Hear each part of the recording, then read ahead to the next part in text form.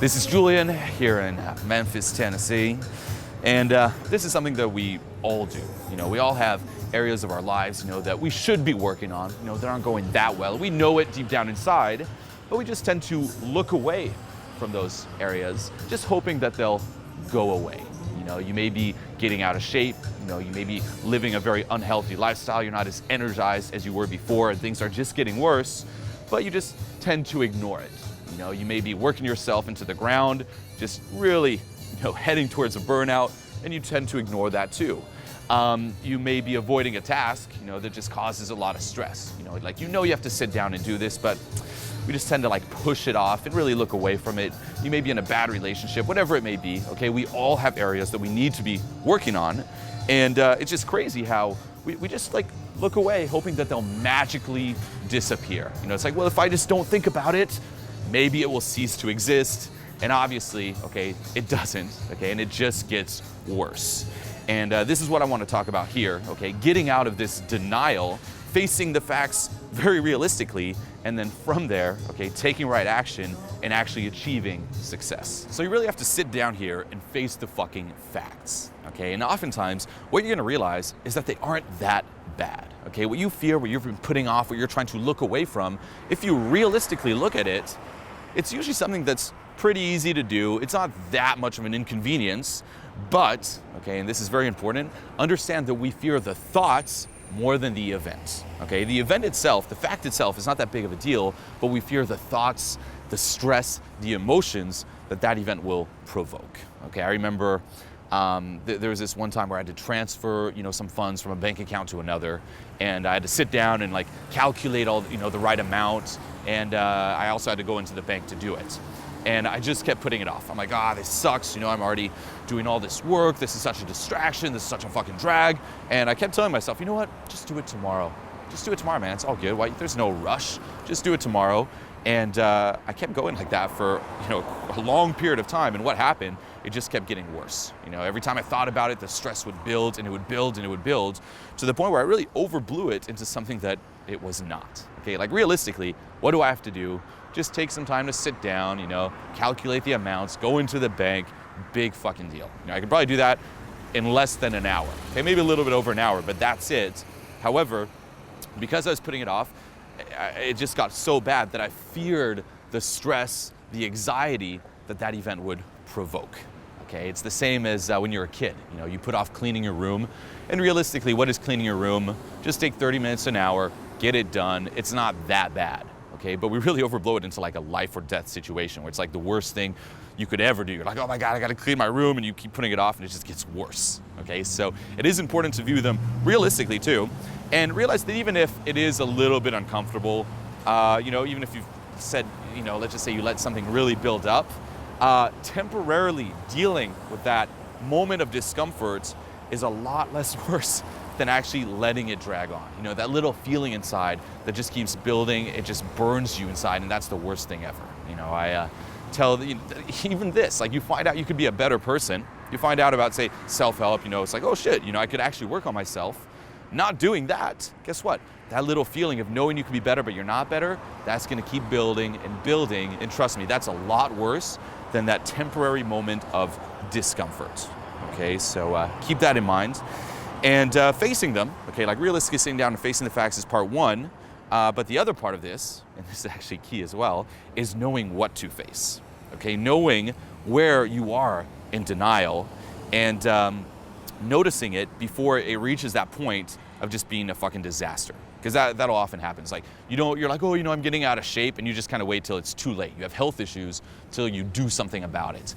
Or, if you're, there's this task you don't really want to do, you really wait till the deadline, and oftentimes when it's just too late to fix it, and you gotta catch it, you gotta nip it in the bud, if you will. You gotta catch yourself okay, I'm in denial here, I should be working on this before it gets to that point, and that is a skill that you develop as well, okay?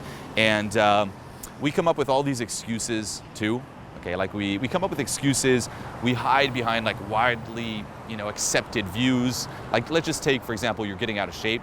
Something you could easily tell yourself is, you know what, it's my cheat meal. Everyone does it, it's my cheat meal. And you'll feel okay with it. I have to work these long hours to get ahead.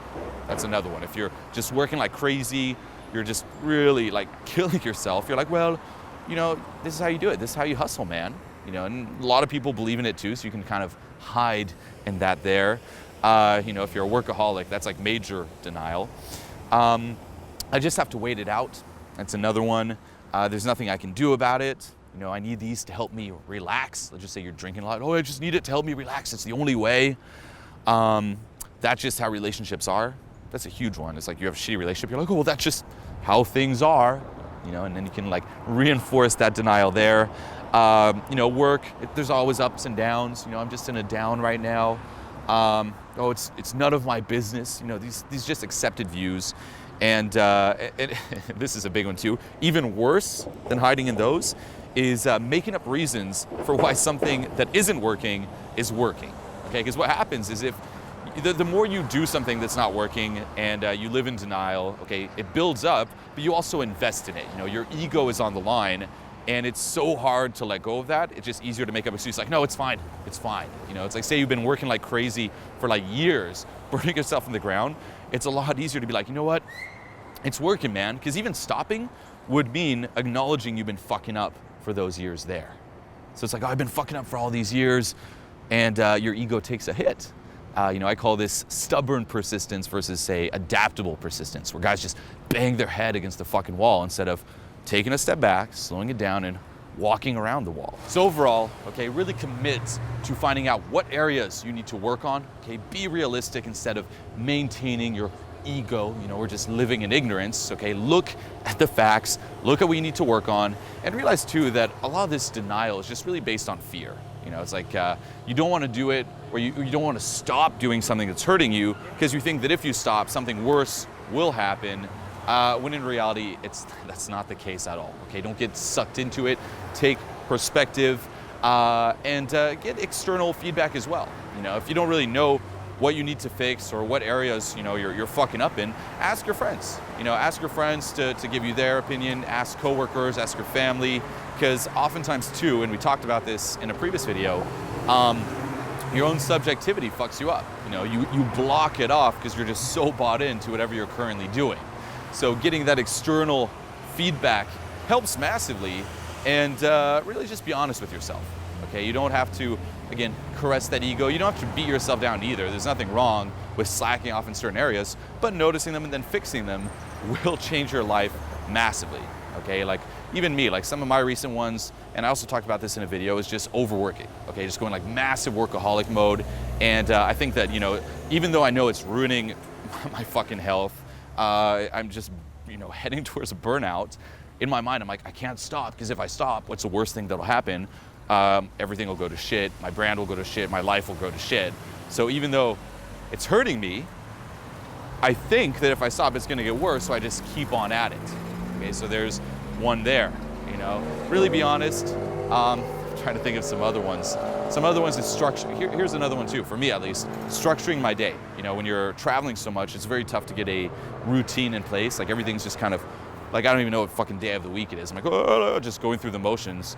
And one of the sayings I kind of hid behind in order to just keep this flow going is, well, if I structure my day, you know, it just kills the joy, freedom, and unpredictability out of it. You know, if it's all structured, you're just following a schedule, and that's boring.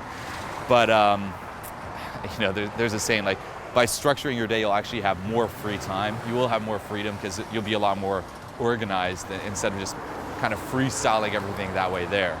So again, be realistic, be honest, you know, be willing to work on that. And the last thing I'll say too is, in terms of your ego, don't keep doing the things you do well, work on the shit you suck at. You know, it's like if you go to the gym and you're working out, say you do your biceps, guys will tend to get addicted to the biceps once they start growing. They're like, oh yeah, I want to see more of that because they can lift a fuck ton.